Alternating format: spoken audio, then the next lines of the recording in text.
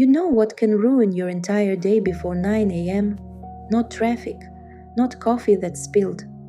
It's that text you sent 3 hours ago, still undelivered, and now your brain is writing fanfiction called 100 Reasons They Hate Me Now. You refresh. You reread. You consider sending lol sorry, ignore that.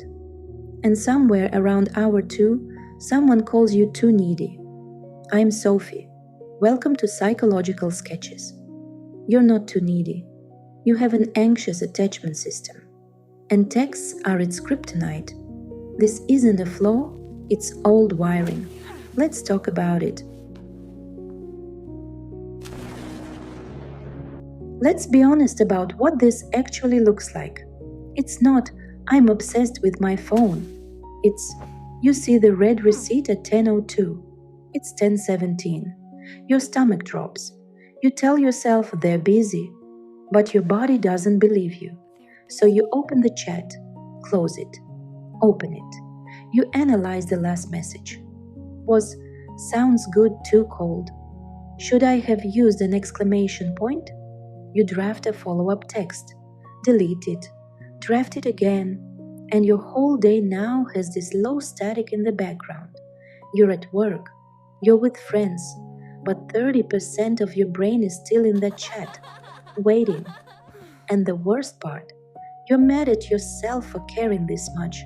You're not broken. You're not high maintenance. Your nervous system is doing its job.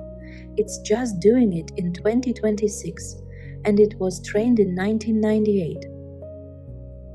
So why does a delayed text feel like emotional freefall? Let's go back to Mary Ainsworth in the 1970s. She did this study called The Strange Situation. They watched babies when mom left the room and came back. About 15% of kids did this thing. Total panic when mom left. When she came back, they wanted her, but they were also mad, clingy and angry at the same time. That became anxious attachment. What was happening? Their system learned, connection is life, but I can't trust it to stay.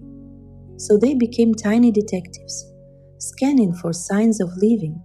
That doesn't go away when you grow up, it just upgrades. Now instead of scanning your mom's face, you're scanning for typing bubbles. Fact number 1. Naomi Eisenberger's fMRI studies at UCLA proved something wild. When you feel social rejection, or even think you might be rejected, your brain lights up the same areas as physical pain. Your anterior cingulate cortex and insula. Waiting for a text can literally hurt. Your chest ache is real. Your brain isn't being dramatic. It's processing pain. Fact number 2. People with anxious attachment show a stronger pain response to disconnection cues. Your system isn't broken, it's just louder. Because if love was unpredictable when you were little, your brain decided, I have to catch the signs early, before they leave. Texts are the worst for this. No tone, no face, just silence. And silence is a blank canvas for your worst fears. I used to think I was just bad at texting. Reality. I was bad at tolerating uncertainty. I once sent a meme to a friend. She didn't reply for 6 hours. By hour 3, I had convinced myself she hated the meme, hated me, and was probably telling everyone about my terrible taste. She texted back, Sorry, was in a meeting. This is hilarious. I had aged 5 years. My therapist said, You're not reacting to her. You're reacting to every time someone went quiet on you before. And I was so mad, because it meant I wasn't crazy. I was just conditioned. And if I learned it, maybe I could unlearn it. Slowly. With a lot of coffee. Okay, so what do you actually do when your phone becomes a lie detector test you're failing? 3 things. That's it? 1. Name the program.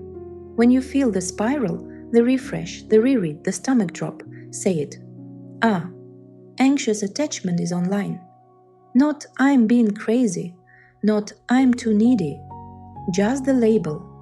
It's like noticing, Oh, it's raining. You don't get mad at rain. You grab an umbrella. Naming it gives you 1 inch of distance. And 1 inch is enough to not send the "Are you mad at me?" 2. The 15-minute delay. Urge to double text. Cool. Set a timer for 15 minutes. In those 15 minutes, do one thing that puts you back in your body. Make tea. Step outside. Text a different friend about dogs. Name 5 blue things in the room. You're not distracting yourself. You're telling your nervous system, we're not in danger right now.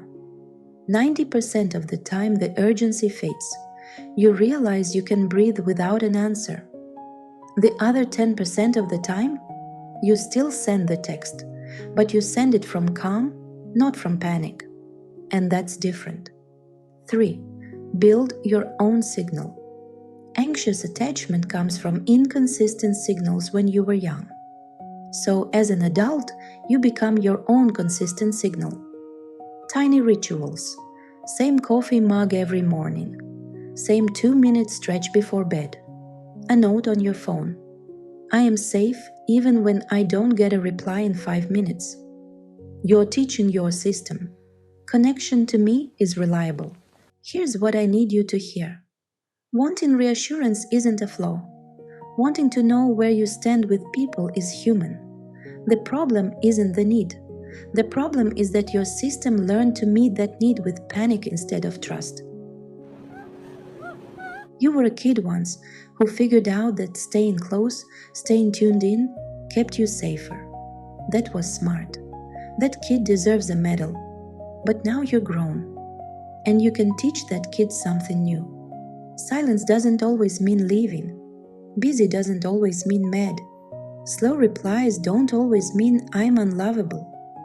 You're not trying to become avoidant. You're not trying to stop caring. You're just trying to add some breathing room between the trigger and the spiral. That's called earned secure attachment. And you build it one text, one pause, one breath at a time. You don't have to do it perfectly. You just have to do it gently. So if your day got hijacked by a text today, I get it. You're not too much. You're not too needy. You have a protective system that loves hard and scans harder, and you can learn to live with it without letting it run your whole life. Drop a comment. What does your texting spiral look like? The refresh, the novel drafting, the did I do something wrong loop. No judgment here. Saying it out loud makes it less powerful. If this helped your nervous system exhale even 5%, subscribe. We do this stuff every week. Be kind to the part of you that just wants to know it's safe. It's been working overtime for years. You're allowed to want connection. You're allowed to ask for reassurance. You're allowed to put your phone down. Take care of yourself today. You're doing better than your read receipts tell you. I'll see you in the next one. This is Sophie, and this has been Psychological Sketches. You've got this.